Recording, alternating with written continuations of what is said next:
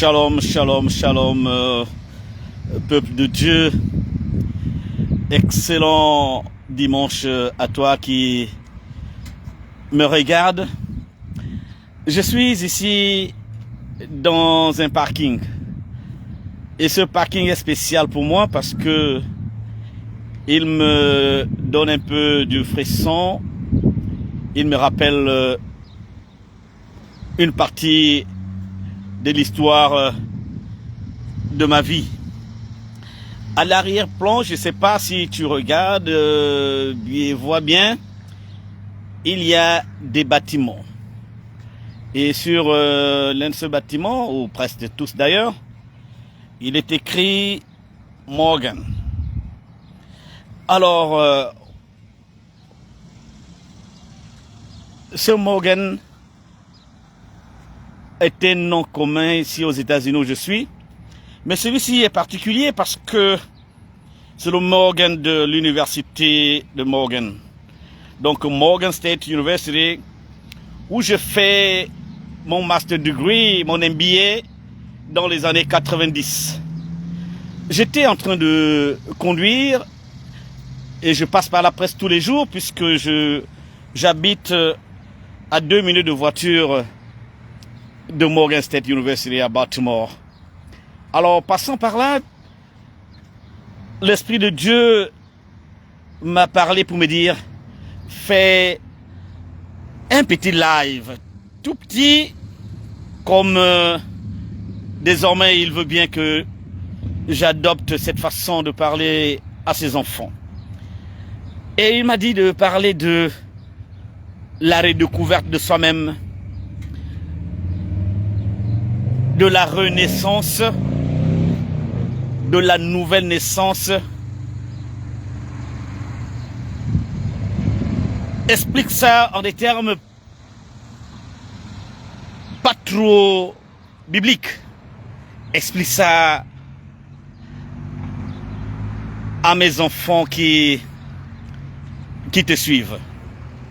Effectivement, comme je disais, Morgan State University est une université dans l'État du Maryland où j'ai fait mon MBA, Master of Business Administration, après mes études de droit à l'université Omar Bongo, qui se sont couronnées par un diplôme de maîtrise à l'époque, c'était la fin de cycle. Donc, par la grâce de Dieu, l'État m'a accordé une bourse et je me suis retrouvé, après mes cours d'anglais, ici à Morgan State. Et, vraiment sans préparation, je vais parler avec le flot du Saint-Esprit. L'Esprit de Dieu m'a dit de parler de la nouvelle naissance à toi qui me regarde. Parce que le moi qui apprenait dans ces bâtiments à l'arrière-plan, il jurait à l'époque, dans les années 90, j'ai eu mon MBA, Master of Business Administration en 96, dans cette université où je me trouve dans le parking qui est donc derrière moi, où vous voyez c'est un bâtiment. À l'époque, je jurais par Kant. À l'époque, je jurais par Spinoza. À l'époque, je jurais par Voltaire, par Montesquieu. À l'époque, je jurais par John Locke.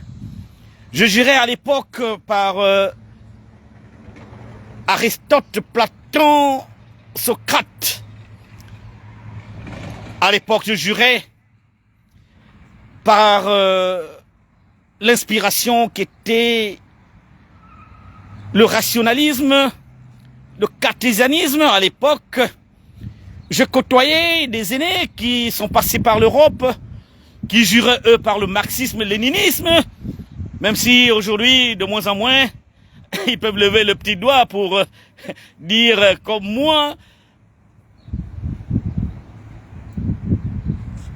qu'ils juraient par le marxisme-léninisme. Mais qu'à cela ne tienne, là n'est pas le sujet. Le sujet est qu'à l'époque, quiconque osait me parler de la nouvelle naissance, quiconque osait me parler de Jésus-Christ, était pour moi un religieux, quelqu'un qui ne savait pas utiliser les capacités qui sont les siennes dans la réflexion philosophique, dans la compréhension des événements par la raison. À l'époque, hier encore, je disais, tu me parles de quoi, vous avec vos histoires de Dieu là. Mais bien aimé, en ce dimanche particulier, le Saint-Esprit m'a inspiré pour me dire qu'il faut que tu redéfinisses, il faut que tu te redéfinisses.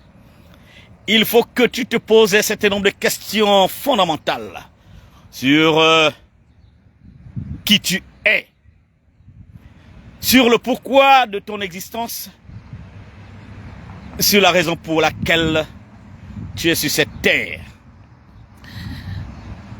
Mon frère, ma sœur, la nouvelle naissance dont parlait notre Seigneur Jésus-Christ ne s'arrête pas aux explications uniquement spirituelles inspirées de la Sainte Bible. La nouvelle naissance, c'est la redéfinition de soi-même.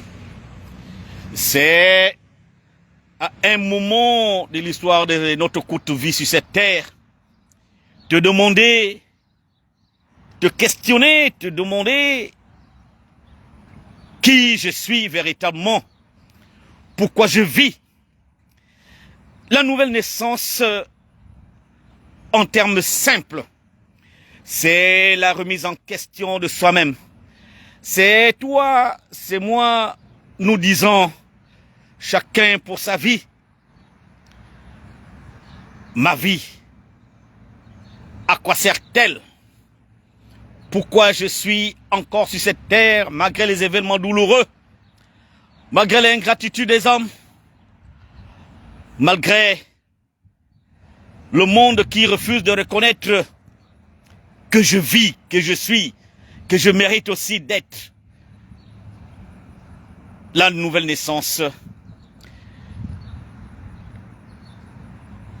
te permettra à chaque instant de te dire, ah oui, j'étais ceci hier, avant-hier j'étais cela, mais je pense qu'aujourd'hui, je peux devenir mieux. Je peux devenir un meilleur homme, une meilleure femme, aux yeux de celui qui m'a créé. Parce que celui qui a décidé que je vienne sur cette terre, c'est pas papa, c'est pas maman. Eux sont des outils, des canaux par lesquels la volonté de l'Éternel s'est manifestée. Cette volonté qui précisément a voulu que tu sois sur cette terre et qui te maintient sur cette terre. Parce que jusqu'au dernier souffle, il y a une raison d'être pour toi aujourd'hui encore sur cette terre. La nouvelle naissance te permet de dire où est-ce que par rapport à aujourd'hui je vais demain. La nouvelle naissance te permet de te regarder en toi-même, et s'il y a quelqu'un ou un outil qu'il faut utiliser, oh bien aimé, n'utilise pas un homme. Utilise la nature. Regarde la nature, comment elle fonctionne. Regarde comment un bananier, lorsqu'on le coupe, on utilise le fruit, c'est ce que nous utilisons souvent, parfois les feuilles, mais il y a des jeunes pousses qui naissent, qui viennent assurer la relève. Regarde ta vie, comme ce bananier qui refuse de mourir, mais qui accepte de mourir parce qu'il y a une vie encore meilleure qui vient à travers ces bouture de bananier à travers ces petits bananiers qui renaissent. Regarde ta vie par l'observation de la nature, car la nature, elle, est, pour me répéter, naturelle. La nature n'est pas comme l'homme. L'homme réfléchit beaucoup. L'homme influence beaucoup. L'homme se laisse influencer par beaucoup. Mais la nature, elle vit comme la nature. C'est-à-dire comme elle devrait vivre. Regarde l'oiseau. L'oiseau ou les oiseaux n'apprendront pas une autre façon de voler. C'est dans leur ADN. Regarde les poissons. Les poissons ne se demanderont pas, n'iront pas à l'école de la natation pour apprendre à nager. Dès que tu mets le poisson dans l'eau, le poisson va nager. À l'opposé, l'homme, partout où tu le mettras, il va chercher d'abord à comprendre, même si il n'y a pas besoin de comprendre, il faut se laisser aller par le flot. L'homme, au lieu de se regarder lui-même, va chercher à regarder l'autre et vouloir être comme l'autre, alors que l'autre n'est pas lui, alors que l'autre n'est pas elle. L'homme va regarder Dieu qui est son créateur, même si Dieu l'a créé à son image, selon sa ressemblance. Il va maintenant faire tout pour vouloir dominer Dieu, pour remettre même en question son créateur. Regarde la nature. Le deuxième outil que tu pourras regarder, c'est ton miroir. Mon frère, ma soeur, regarde ton miroir.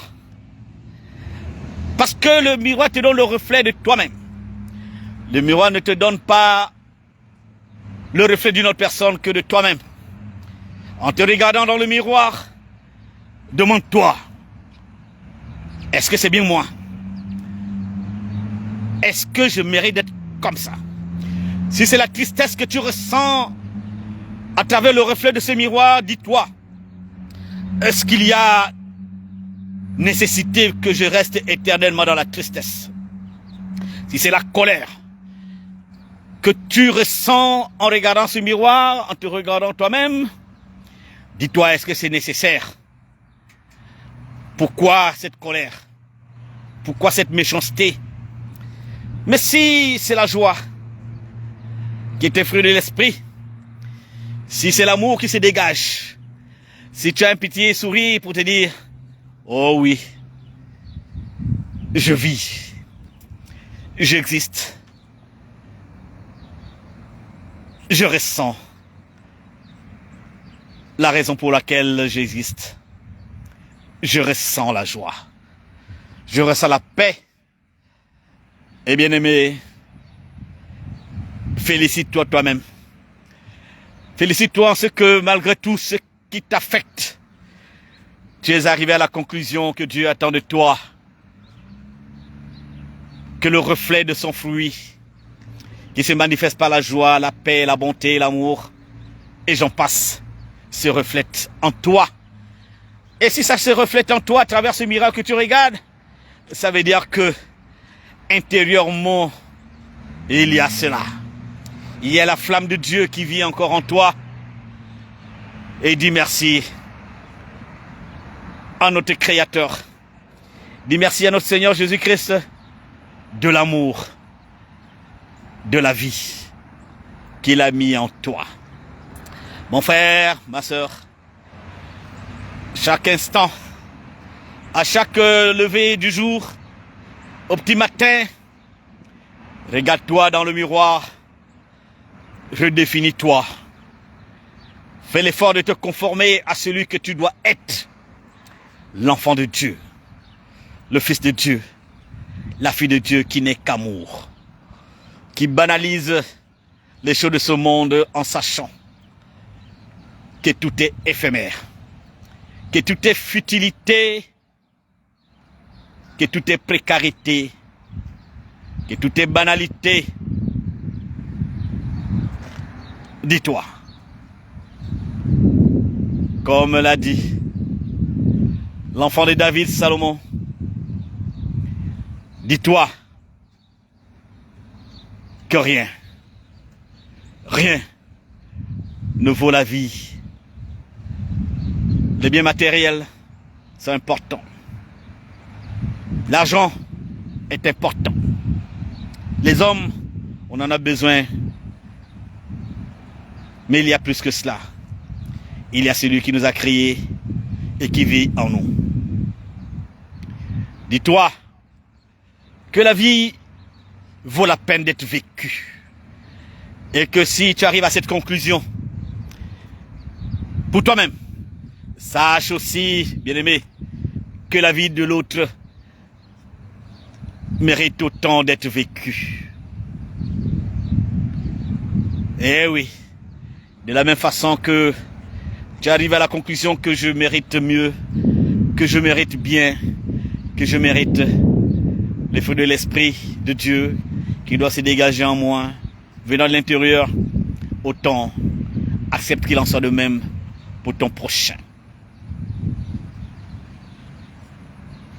C'est cela, le sens de la vie. Faisons du bien, aimons autrui comme soi-même. Remercions l'Éternel de ce qu'il continue à mettre cette flamme d'amour dans notre cœur pour nous aimer, parce qu'il faut nous aimer d'abord. Sinon, aimer autrui, c'est une simple illusion si nous ne savons pas nous aimer nous-mêmes.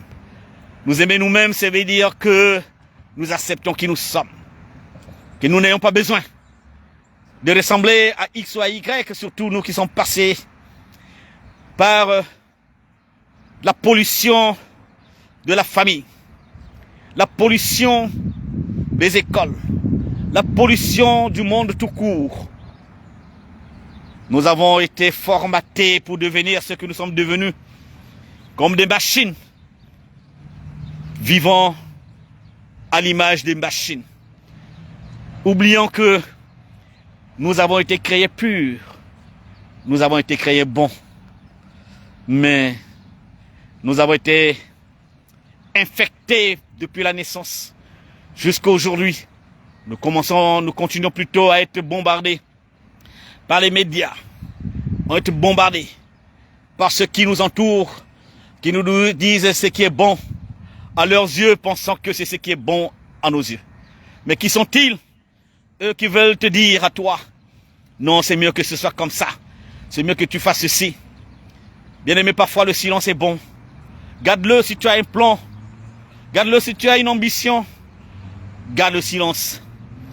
Évite de trop partager tes idées, parce que qui est expert, qui connaît mieux que toi, parfois nous pensons que ceux qui connaissent mieux que nous érigeons en conseillers suprêmes, ils ne sont pas plus ignorants que nous. Bien au contraire, ils vont affecter négativement nos idées, nos pensées, notre avenir. Commençons à regarder vers l'intérieur, car le royaume des cieux dont parlait notre Seigneur Jésus-Christ, il est dans toi aussi, autant qu'il est là-bas, dans le pays où nous irons tous. Mais il y a le royaume des cieux restreint que le Saint-Esprit est venu implanter en toi dès le premier jour que tu as reçu Christ. Regarde donc ce royaume. Interroge ton conseiller, le Saint-Esprit, qui vit en toi, pour qu'il te révèle la vérité sur ta propre vie, sur ton existence, sur ton devenir. Parce qu'une fois béni, toi-même et en toi-même, eh bien, tu seras une source de bénédiction pour ceux qui pensaient, ou continuent à penser qu'ils sont importants, qu'ils ont la connaissance infuse. Alors que nous sommes tous parfois aveuglés par notre ignorance, que nous avons érigée en connaissance ultime. Aveuglés que nous sommes, ouvrons les yeux. Il n'y a de connaissance que dans l'esprit de lumière qui est en Dieu, avec Dieu, et que nous devons inviter pour qu'il se manifeste en nous et à travers nous, qu'il se manifeste dans la vie des autres frères et sœurs. Bien-aimés dans le Seigneur, c'était ce petit coucou dominical de l'homme de Dieu, le pasteur des nations, Abraham Gimi, ici en ce lieu mémorable, Morgan State University, où j'affûtais mes armes pour le combat de la vie, où j'apprenais qu'on pouvait utiliser la connaissance des hommes pour faire les choses des hommes, mais où je mettais parfois en doute certaines choses, la connaissance vraie, la connaissance véritable, la connaissance par celui qui nous a créés, l'omniscient, Dieu Tout-Puissant, manifesté dans l'existence et la personne physique de Jésus-Christ, manifesté dans le Christ, aujourd'hui manifesté dans le Saint-Esprit qui vit en nous. Sois béni, mon frère, sois béni, ma sœur, que l'Esprit de notre Seigneur Jésus-Christ vienne encore allumer cette flamme si elle est éteinte, ou souffler pour que cette étincelle devienne flamme qui brûle à l'intérieur de toi, pour brûler à travers toi, insouffler la lumière à ton frère, à ta sœur, pour que ses yeux soient aussi ouverts. Merci beaucoup, merci beaucoup. J'ai beaucoup bougé dans la caméra parce que je tenais à te montrer, mon frère, le panorama qui est derrière moi, à l'arrière-plan. Je suis ravi d'avoir passé ce petit instant avec toi. Excellent dimanche dans la paix, dans la joie, dans le partage de l'amour de notre Seigneur Jésus-Christ. Sois béni, reçois la grâce. Je vais élever la voix pour que tu reçoives, dans le nom sacré de Jésus-Christ, la grâce et la faveur divine. Que ce que tu recherches, que tu ne trouves pas, oh, que cela vienne maintenant vers toi. Que le Seigneur ouvre la porte qui est fermée, par laquelle tu vas aller découvrir l'autre aspect de ta vie qui est devant toi. Puisse, oh, le fardeau qui t'empêche d'avancer soit allégé, parce que le Seigneur Jésus va venir le porter pour toi. Que la santé soit ton partage, parce que Dieu t'a créé avec un corps saint, avec une âme et un esprit saint. Que ce soit pour toi ou pour ta famille, et naturellement pour ta nation, que la gloire de Dieu se manifeste et que tu en sois un outil, un porte-flambeau. Sois béni, reçois la grâce divine, reçois la manifestation de la gloire de Dieu, parce que c'est pour cela que tu as été créé. Sois béni au nom sacré de Jésus-Christ. Bien-aimés dans le Seigneur, merci encore d'avoir suivi, d'avoir partagé. Il ne faut pas oublier de partager, parce que ce sont les conditions que ceux qui ont mis en place cet outil, ces outils que sont les réseaux sociaux. Hier, Jésus-Christ, après lui, ses apôtres allaient à pied.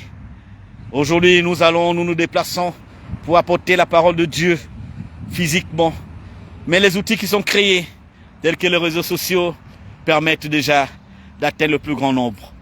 Donc ton rôle, c'est celui de partager, celui de mettre un petit pouce et la manifestation de cet amour que nous devons avoir en partage. Merci, merci, merci, merci. Je ne veux pas être plus long que ça. Reçois la grâce, reçois la vie, reçois la vie, reçois la vérité, reçois la vérité, reçois le chemin, reçois le chemin. Dieu bénit. par celui qui t'a aimé le premier. Le chemin, la vérité et la vie, Jésus-Christ. Merci mon frère, ma soeur. Retrouvons-nous n'importe quand, à tout instant. C'est le pasteur des nations, Abraham Gimi, depuis Baltimore, au lieu dit Morgan State University, où j'ai affûté mes armes pour la vie sur cette terre. Mais ces armes sont utiles aujourd'hui, mais il y a encore d'autres armes plus importantes. Vous les retrouverez dans ce petit livre saint, les Saintes Écritures. Sois béni. Au revoir. Merci.